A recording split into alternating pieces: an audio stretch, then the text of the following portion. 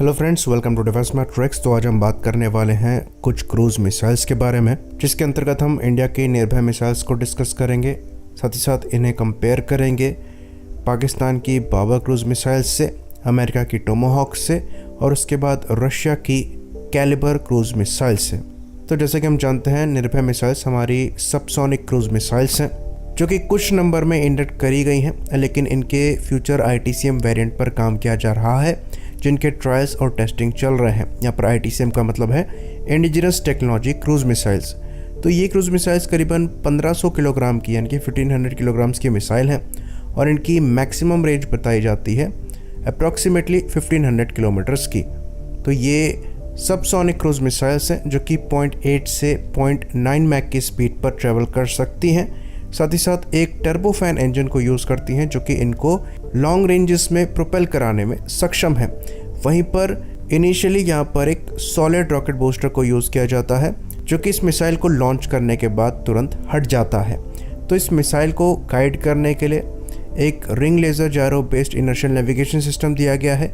साथ ही साथ GPS और नाविक सैटेलाइट गाइडेंस को भी यहाँ पर दिया गया है।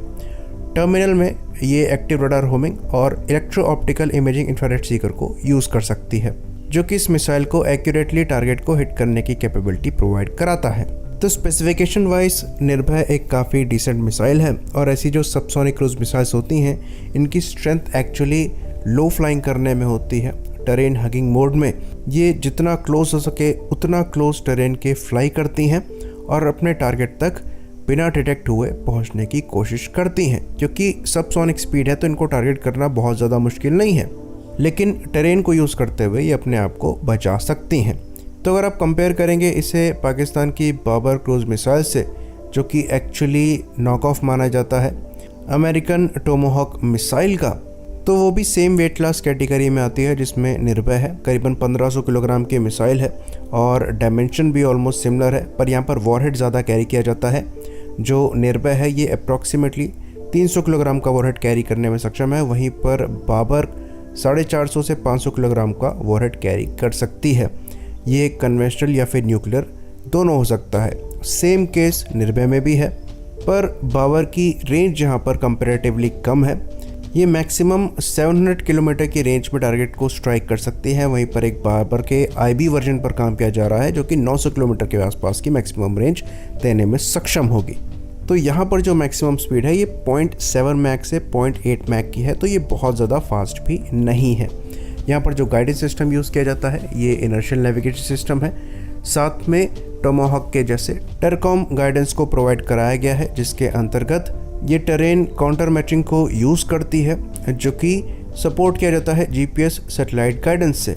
ऑल्दो ये चीज़ हम आपको बता दें कि GPS यहाँ पर एग्जैक्टली नहीं होता है जो कि अमेरिकन है, बल्कि ये रशियन ग्लोनास को यूज़ करते हैं और अभी काम किया जा रहा है ग्लोनास के साथ साथ यहाँ पर यूरोपियन गैलीलियो या फिर Chinese BeiDou navigation satellite system को इंक्लूड करने के लिए। तो ग्लोनास जो है ये एक्चुअली GPS जितना एक्यूरेट नहीं है। तो पाकिस्तान को ये पता है कि अमेरिका कभी भी GPS डिनाई कर सकता है इनको, इसलिए उनके द्वारा ऑल्टरनेटिव्स पर काम किया गया। वहीं पर इंडिया की बात करें तो हमारी मिसाइल जो है ये GPS डेटा को यूज़ करती हैं, पर पूरी तरीके से उन पे ही डिपेंडेंट नहीं है। हमारा खुद का सैटेलाइट नेविगेशन सिस्टम है जिसे IRNSS कहा जाता है, यानी कि Indian regional navigation satellite system, जिसकी वजह से हम अपने हिसाब से यहाँ पर एक्यूरेसी को रख सकते हैं। किसी दूसरी कंट्री द्वारा ये कंट्रोल्ड नहीं है। वहीं पर बात करें हम टोमाहॉक क्रूज मिसाइल की, तो ये इन सब मिसाइल्स में सबसे ज़्यादा ओल्डेस्ट है और सबसे ज़्यादा मैच्योर भी है, क्योंकि टाइम के साथ साथ यहाँ पर अपग्रेड मिले हैं।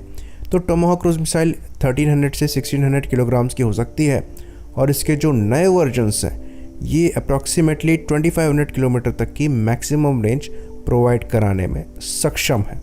लेकिन इसके जो ज़्यादातर वेरिएंट्स हैं ये 15 से 1600 किलोमीटर तक की ही मैक्सिमम रेंज देते हैं। तो ये मिसाइल भी करीबन 450 किलोग्राम तक का वॉरहेड कैरी कर सकती है, जो कि कन्वेंशनल या फिर न्यूक्लियर दोनों हो सकता है। साथ ही साथ यहाँ पर जो गाइडेंस सिस्टम है ये GPS, INS और टेरकॉम के साथ साथ डेस्मैक है। डेस्मैक में क्या होता है, इसे एक तरीके से हम मॉडर्न टेरकॉम सिस्टम कह सकते हैं और यहाँ पर इमेज मैचिंग करी जाती है। तो डेस्मैक का फुल फॉर्म है डिजिटल सीन मैचिंग एरिया कोरिलेटर।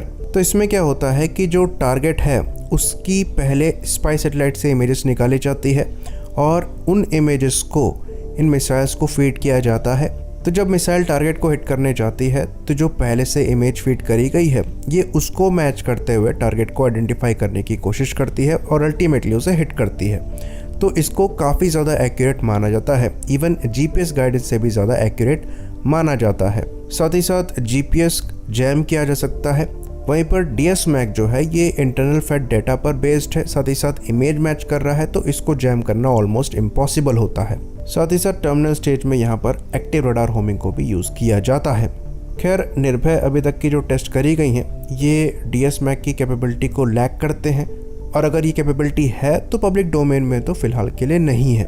और हमें ऐसा लगता है कि ये काफ़ी इंपॉर्टेंट कैपेबिलिटी है क्योंकि जीपीएस जो है ये जैम किया जा सकता है। बाकी लास्टली हम बात करेंगे रशियन क्रूज मिसाइल के बारे में जिसे कैलिबर कहा जाता है, और ये मिसाइल एक्चुअली हमारे साथ भी सर्विस में है। हमारे कुछ नेवल वॉरशिप्स इन मिसाइल्स को कैरी करते हैं। तो इस मिसाइल के कई वेरिएंट्स हैं। ये टारगेट को स्ट्राइक करने से पहले सुपरसोनिक भी हो सकती है। कुछ ऐसे वेरिएंट्स हैं जो कम्प्लीटली सबसोनिक है और इनका वज़न भी ऐसे ही वेरी करता है। ये 1300 किलोग्राम से 1800 से 2300 किलोग्राम तक की हो सकती हैं और ये मैक्सिमम 500 किलोग्राम तक का वॉरहेड कैरी करती हैं, जो कि हाई एक्सप्लोजिव या फिर न्यूक्लियर भी हो सकता है। तो यहाँ पर भी जो मैक्सिमम रेंज है ये 1500 से 2500 किलोमीटर तक की बताई जाती है, और एक नए वर्जन पर काम किया जा रहा है जिसे कैलिबर एम कहा जा रहा है, जो कि मैक्सिमम 4500 किलोमीटर तक की रेंज देने में सक्षम होगी, जो कि इसे लॉन्गेस्ट रेंज वाली क्रूज मिसाइल बना देगा। तो जैसा कि हमने डिस्कस किया इसके कई वेरिएंट्स हैं। कुछ वेरिएंट्स कम्प्लीटली सबसोनिक फ्लाई करते हैं 0.8 मैक तक की स्पीड पर, कुछ वेरिएंट्स मोस्टली सबसोनिक फ्लाई करते हैं 0.8 मैक की स्पीड पर और उसके बाद सुपरसोनिक हो जाते हैं और 2.5 से 3 मैक की स्पीड को अचीव करते हैं टारगेट को हिट करने से पहले। तो यहाँ पर भी गाइडेंस के लिए इनर्शियल नेविगेशन सिस्टम है जो कि एक्टिव रडार होमिंग और ग्लोनास से एडेड है। साथ ही साथ यहाँ पर भी नए वर्जन्स में डीएसमैक को दिया गया है। तो ये मिसाइल्स भी काफ़ी ज़्यादा एक्यूरेट हैं। इनके एक्सपोर्ट वर्जन मैक्सिमम 300 किलोमीटर की रेंज में स्ट्राइक करने में सक्षम है, जो कि हमारे द्वारा यूज़ करे जाते हैं। तो ये मिसाइल्स यूक्रेन में काफ़ी ज़्यादा यूज़ करी गई हैं। कई मिसाइल्स ने टारगेट को एक्यूरेटली हिट भी किया है और कई मिसाइल इंटरसेप्ट भी करी गई हैं, क्योंकि जैसे कि हमने डिस्कस किया ये मोस्टली सबसोनिक स्पीड पर फ्लाई करती हैं, तो ये इंटरसेप्ट करी जा सकती हैं। इवन कई ऐसे वीडियोस हैं जहां पर ये दावा किया जा रहा है कि man portable air defence systems को यूज़ करके भी इनको इंटरसेप्ट किया गया है। तो इसी बात पर हम इस कंपैरिजन वीडियो को ख़त्म करेंगे। लाइक करिए, सब्सक्राइब करिए। जय हिंद।